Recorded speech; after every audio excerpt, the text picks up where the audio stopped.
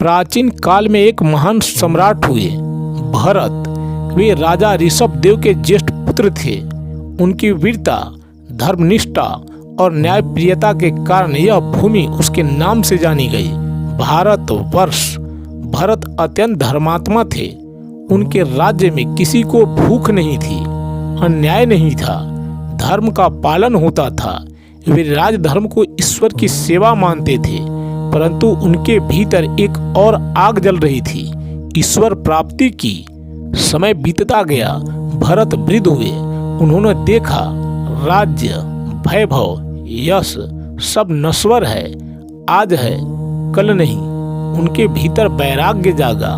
उन्होंने अपने पुत्रों को राज्य सौंप दिया और स्वयं वन की ओर प्रस्थान किया। लोग रोए, मंत्री विनती करते रहे, पर भरत का मन अब संसार से हट चुका था।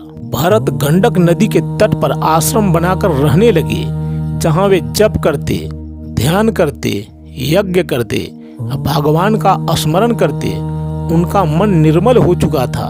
वे समाधि में लीन रहते।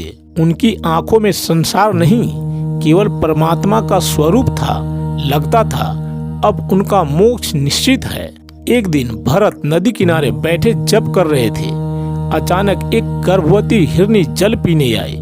तभी दूर से शेर की गर्जना हुई। हिरनी भय से कांप उठी। उसने घबराकर छलांग लगाई और उसी क्षण प्रसव हो गया। शिशु हिरण नदी में गिर पड़ा। हिरनी स्वयं भय से भागते भागते गिरकर मर गई। दृश्य अत्यंत करुणा वाला था। भरत ने देखा नन्हा हिरण जल में बह रहा है। उन्होंने तुरंत उसे बचाया। वह हिरण अत्यंत छोटा, असहाय और कांपता हुआ था। उन्होंने उसे आश्रम में लाकर पाला।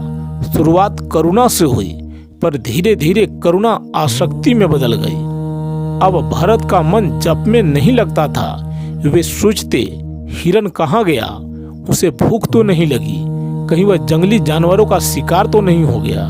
धीरे धीरे ध्यान कम हुआ, भक्ति कम हुई, हिरण का प्रेम बढ़ गया। वह हिरण अब उनके लिए पुत्र समान था। समय आया जब भरत का जीवन समाप्ति की ओर बढ़ा। वे रोगी पड़े थे। आंखों के सामने वही हिरण घूम रहा था। वह हिरण उनके पास बैठा था। भरत सोच रहे थे, मेरे बाद इसका क्या होगा? यह अकेला कैसे रहेगा? उनकी अंतिम स्मृति भगवान नहीं, हिरण था। और शास्त्र कहते हैं, मृत्यु के समय जो भाव होता है वही अगला जन्म बनता है। भरत ने अगले जन्म में हिरण का शरीर पाया, परंतु यह कोई साधारण हिरण नहीं था। उसे पिछले जन्म की स्मृति थी। उसे याद था, मैं राजा था, मैं तपस्वी था, पर आसक्ति ने मुझे बांध दिया। वह हिरण अन्य हिरणों के साथ नहीं रहता था। वह ऋषियों के आश्रम के पास रहता, मन ही मन पश्चाताप करता। हिरण जन्म के बाद भरत ने पुनः मनुष्य जन्म पाया। इस बार वे एक ब्राह्मण के घर जन्मे, पर उन्होंने निश्चय किया अब किसी से आसक्ति नहीं करेंगे। लोग उन्हें मूर्ख समझते थे। वे बोलते नहीं थे, मौन रहते थे, संसार से अलिप्त। लोगों ने उनका नाम रख दिया जड़ भरत। एक दिन रहुगन की पालकी उठाने के लिए जड़ भरत को पकड़ लिया गया। वे चलते समय चींटियों को बचाने के लिए कदम सावधानी से रखते थे। पालकी हिलती थी। राजा क्रोधित हुआ, मूर्ख, ठीक से चल। तब जड़ भरत ने पहली बार बाणी खोली। उन्होंने कहा, राजन, आप किसे मूर्ख कह रहे हैं? यह शरीर मैं नहीं हूँ। आत्मा न राजा है न दास। उनके शब्द सुनकर राजा स्तब्ध रह गया। उसे ज्ञात हुआ यह कोई साधारण व्यक्ति नहीं है। जड़ भरत ने अंततः पूर्ण वैराग्य और ज्ञान के साथ जीवन बिताया। इस बार न कोई हिरण था, न कोई मोह, केवल परमात्मा।